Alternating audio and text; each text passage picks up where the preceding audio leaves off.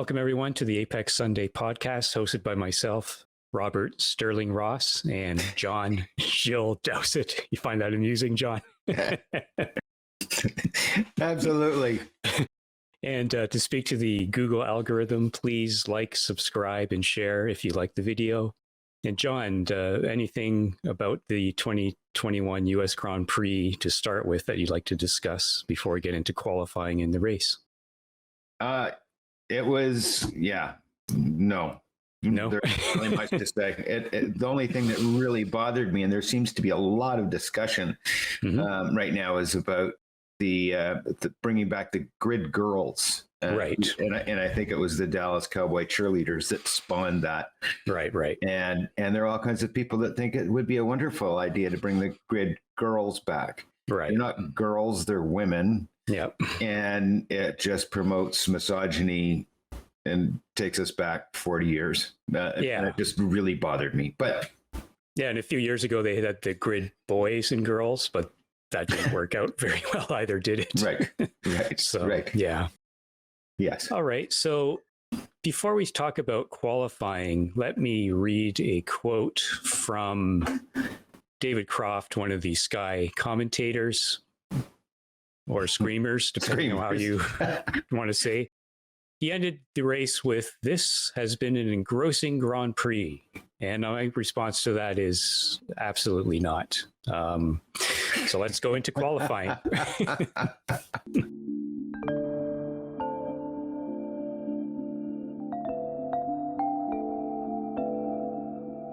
So qualifying, I don't have very much to say. I mean, Tsunoda is doing well compared to, he's more consistent. He's up in the top 10. So Albon to Q3, Albon. And it was interesting to hear Karun say that Perez is finding his own way as opposed to the default with the Max setup. So, that kind of confirms that Red Bull is, Max centered, which is no surprise. Oh, yes. But Perez did well up to the race, and he did finish in third, but fairly far back. So I didn't think he did too well during the race, but it was a very boring qualifying, somewhat of an interesting grid, but beyond that, I have nothing to say about qualifying. What about you? Do you think that that's the same story with Danny Ricciardo? Do you think that he's doing the same thing? He's managed to find his own setup instead of following the factory setup? Probably. I mean, we don't hear too much. I mean, he had a good race, didn't he? Stepped right up. Yeah. So that was good to see. He's back in the game. Mm-hmm. So should we move on to the race? Anything about qualifying that interested you or no? Beautiful track. I love that track. No, yes. There's nothing to say. It was. Okay. All right, then let's move on to the race.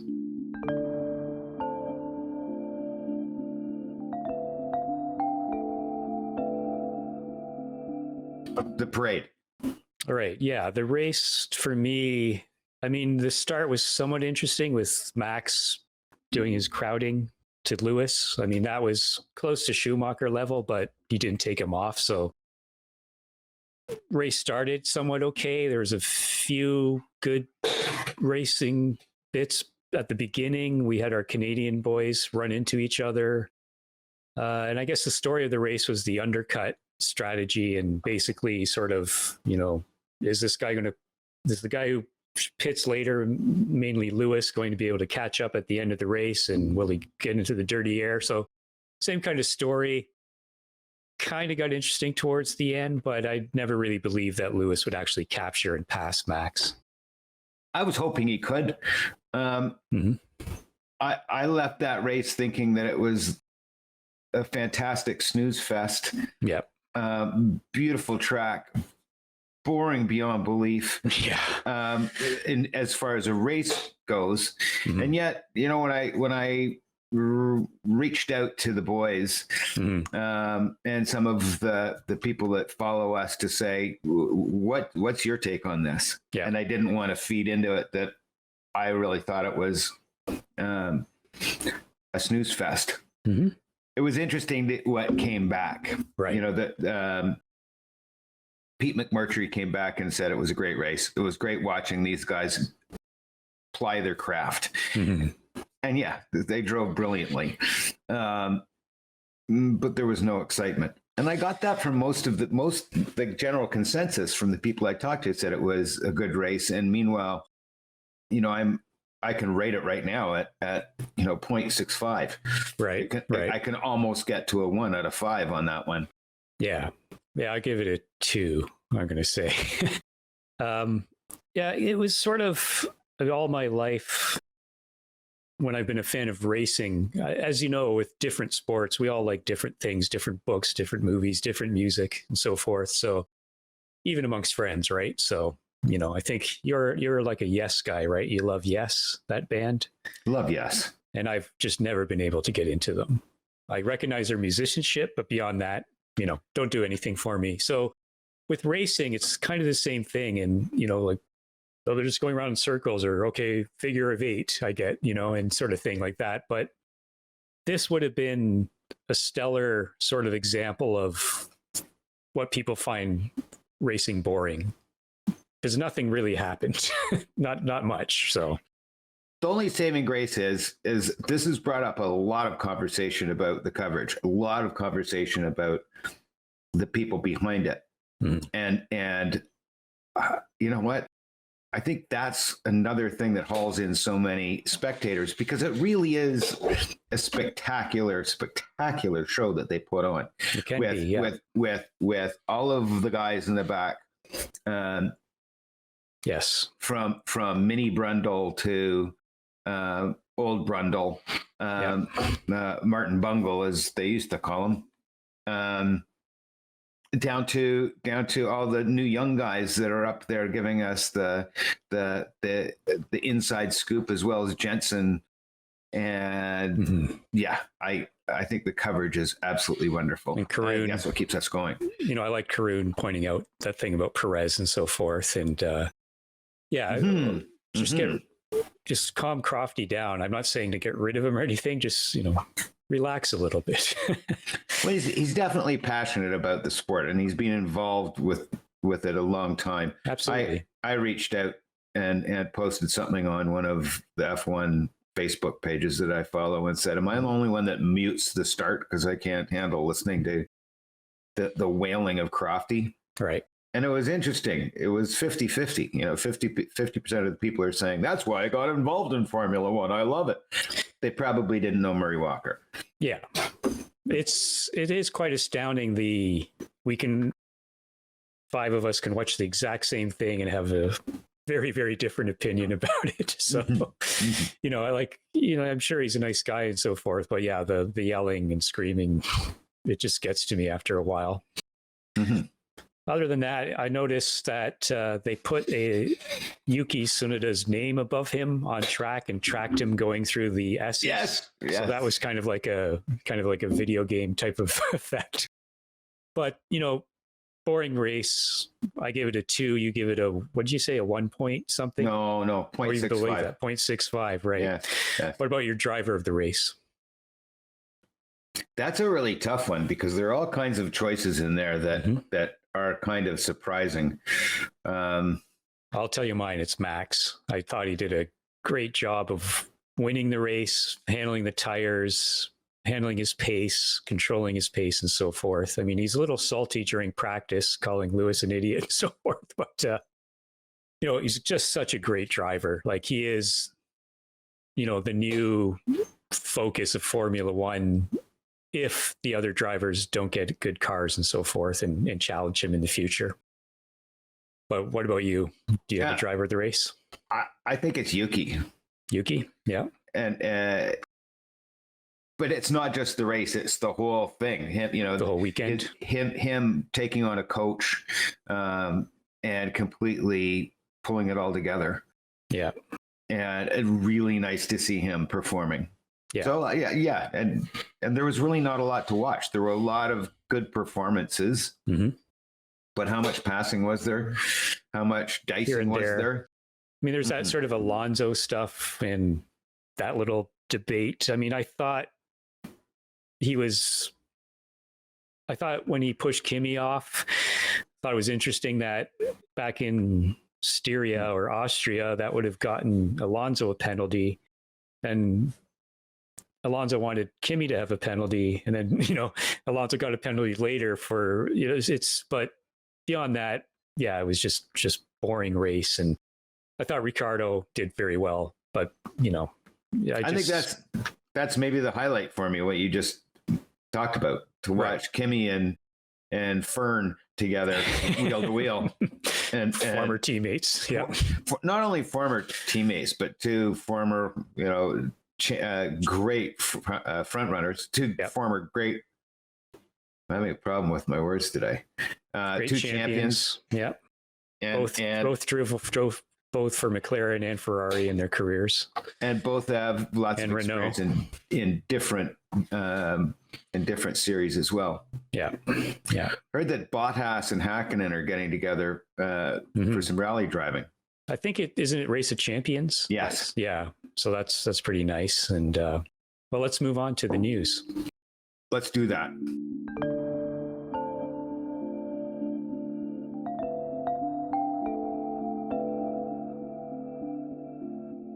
All right, so for news, I noticed that Renault wants a B team, and we discussed last time, is Renault going to have an engine in another team? So I don't know what if they're going to have like a AlphaTauri kind of thing. I doubt that, because it's very expensive and they don't seem to want to spend that kind of money. But they want a B team, and that brings us into question about the engines for next year. So we have Mercedes, Ferrari, Renault, and then I'm going to call it the Rhonda, the Red Bull Honda. Yes. Right. The Rhonda engine. And I've heard that in 2026, they're still saying that Volkswagen's going to team up with Red Bull and use the new Rhonda engines are going to be rebadged, Porsche or Volkswagen or Audi. I would guess Porsche for F1. But, if Renault wants another team, so they'd have 4 engines in the sport.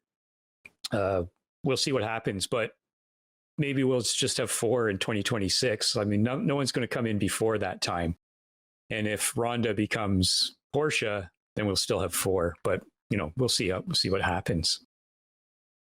And then Haas would make a good B team. Yeah, they could just buy Haas. That's true. Mm-hmm. And then we have Hulkenberg tested for the McLaren IndyCar team. And he did well. He was last, but he was only a second off the fastest time, and he hadn't driven an open wheel car in a year, and he'd never driven an Indy car. He'd never been to the Barber racing circuit. So maybe we'll see Hulkenberg in IndyCar, and that might actually inspire me to watch a race or two. What about you? Because I think you've always been a fan of his, haven't you? Yes, absolutely. But there've been other great racers that have gone to IndyCar, and I'd watch a couple of races for the fun of it. Yeah. But that's about it. I haven't really watched it since I was a child, when it was USAC, I guess. And right. Yeah, and I guess Scott Goodyear hauled me in a little bit. What about when Jacques and Mansell were there? Absolutely. Yeah.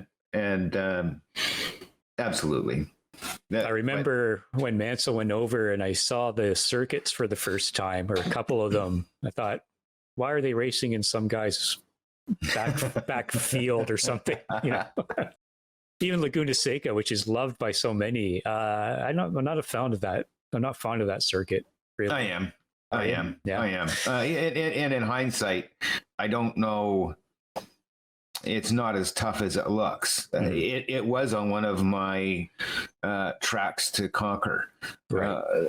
And when I won a championship one year, I was presented with the trophy by Ron Fellows, and I had told him that. I said, there are only 2 other tracks that I really want to get to know. Said, what are those? And I said, Nürburgring. And which I don't think you'll ever get to really know unless your name is Sabine, and Laguna Seca. And he laughed at Laguna Seca. And he said, why Laguna Seca? And I said, well, to do the corkscrew. And he said, corkscrews at nothing. It's the corner after that. Yeah, that's what I heard too. And there's a more famous corkscrew in the Bathurst circuit in Australia. Oh, that's a beautiful one. That's a track I'd like to drive. Oh, yes. Beautiful, beautiful track. The other thing is, which seems to be quite common in American tracks, is just insanely long S's. Yeah, that's true. And you screw up the first corner and you're screwed all the way through them. Yeah.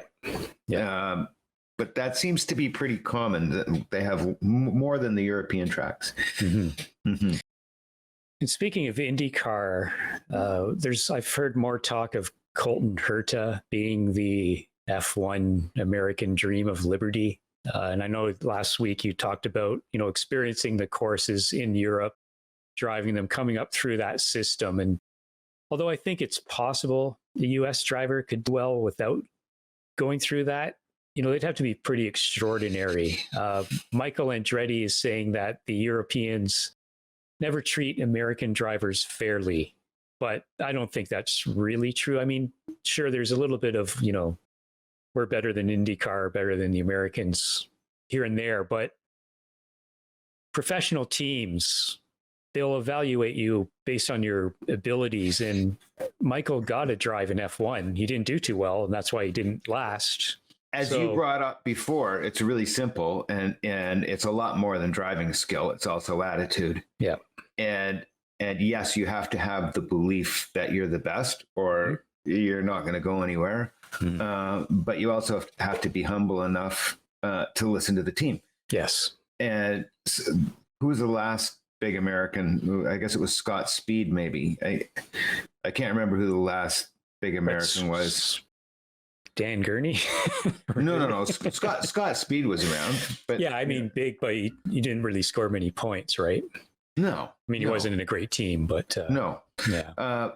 I can see why they're just yearning to have an American in there. Makes sense. But I agree with you, though. They should probably, start in the States and then move to Europe, go through that whole system. I mean, Senna had to come to Europe to, get his chops in before he got into F1. So they all did. They all did. Bruce McLaren, Fangio, et cetera. They all had to come to Europe. And that's no different than, say, if you're a jazz musician, you go to New York if you really want to distinguish yourself. Each profession has sort of its epicenter. Absolutely. Where things have come, and Europe just happens to be it for F1. So yeah. Winning Formula Atlantic or even winning an IndyCar series is not going to get you an F1 ride. No. F2, F3. Where do they all come from? They all come from there now. All of them. Yeah. There are no drivers that are coming from rally cars or stock cars or no. And it's sort of, I don't know. Look at it this way. Everybody that I've heard talk about going from Formula One to IndyCar say how wonderful it is, that it's so relaxed and it's so comfortable. Yes. And what does that tell you? It tells you they just don't have the standards. They don't have that same sort of, I don't know what to say. It's like the difference between going to a massage parlor and going to a hospital. And they know what they're doing. They're professionals in Formula One. They've got a system, and this is what the system is, and we're going to have the fastest car. Not so much in IndyCar, I don't think. Well, it reminds me a little bit of the first year that Charlie went to Montreal. He and whoever he was with, I didn't go until the next year. They effectively broke into the circuit and walked down the pit lane, took pictures of the cars. He helped, was it Eddie Jordan over the fence? These kind of things. The next year when I went with him, that was impossible. They had made sure that couldn't happen again. And then the next time I went, so the first time I went, we had general admission and we walked down to the circuit, and through the grandstands, we could see the cars through the hairpin. The first car I saw was Senna's McLaren. And the next time we went, they had covered the fences in the grandstand with advertisements so you couldn't see the circuit. So, I got not too happy with that because, we're there to see it and you're, Right. Making it hard for it to see sort of thing. Right. So, And it's not a safety issue. North America has its attitude towards people as well. So it's not just the Europeans. And finally, we have 4 North American races probably by 2023. We've got COTA, Miami starting next year. Vegas is again being talked about. And of course, Canada and Montreal will return to the calendar next year, barring any sort of bizarre COVID disasters that spark up. So anything for you in news? Anything else? Nothing at all. Nothing at all. I'm still waiting to find out what's going on with Giovinazzi, whether he's going to sign. Yeah, I haven't heard anything. There's nothing really to talk about. You had brought up Acura on the Rhonda car. Yes. I wonder what that's about. I guess, it's strange because I don't know. Do you still have cable and television with commercials? No. Okay. Because I haven't had that in years. So either way. Well, I do, but I have a PVR and I don't. Right. So I don't watch commercials. Because, I would have known about, like, I see Acuras here and there on the street, but I haven't thought about Acura in years because, I don't see commercials or anything about them. So that's why it stuck out to me. It's like, oh, yeah, Honda's still doing Acura over here. Because I think Toyota, what's theirs? Lexus, right? But they also have a smaller line that they got rid of and they're just going to... Scion, right. Yeah. It's just these whole marketing exercises are kind of amusing because, it's Honda everywhere else except for North America, isn't it? Like the Acura Integra is the Honda Integra in other countries. Right. And Honda NSX. Exactly. But then again, that is a pretty focused and very expensive exercise that clearly works in North America. If there aren't any Honda race cars, there are lots of Acura race cars, right, at the high level, like factory cars. Yeah, so it works, I guess. Still a little strange. Put a little extra leather in there, and it's yeah. All right. So the next race is Mexico, which visually is great. I don't know what it's like to drive, but it's got a higher elevation, so it's not a power circuit because of that. So we'll see how the other cars go. It could be interesting. McLaren and Ferrari could distinguish themselves there, so we'll see. The race is still on. The race for the championship is still on. Yes. Norris is still at play. I thought he was going to do a lot better, but clearly the top teams were sandbagging and qualifying 1 and 2 because he was right up at the pointy end. But anyway. And Bottas had that engine penalty, only got up to 6. Right. And then Lando was 2 places behind him in 8th. And Vettel finished in 10th, so he rounded out the points. All right, John. So we'll see you next time for Mexico. Absolutely. Click the like, share, subscribe, share it with everybody. Copy the URL and send it to all your friends. Great. Thanks. Talk to you soon. Bye. Bye.